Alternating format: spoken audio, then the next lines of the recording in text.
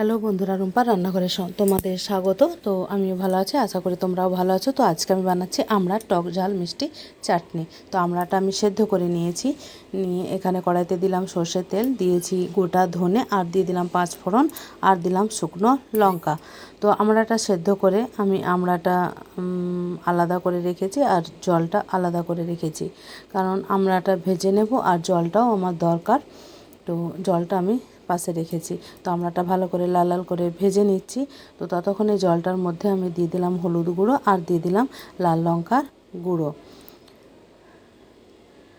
তো এরপরে আমড়াটাতে দিয়ে দিলাম লবণ, পরিমাণ মতো লবণ দিয়ে এরপর আমি এই আমড়া সেদ্ধ করা জলটা আমি এর মধ্যে দিয়ে দিলাম। তো বন্ধুরা, অতি অবশ্যই এভাবে ট্রাই করে দেখতে পারো। আর দিয়ে দেবো চিনি। তো বেশি চিনি দেব না, যেহেতু এটা টক মিষ্টি ঝাল হবে, সেই জন্য চিনির পরিমাণটা খুব একটা বেশি দিলে ভালো লাগবে না।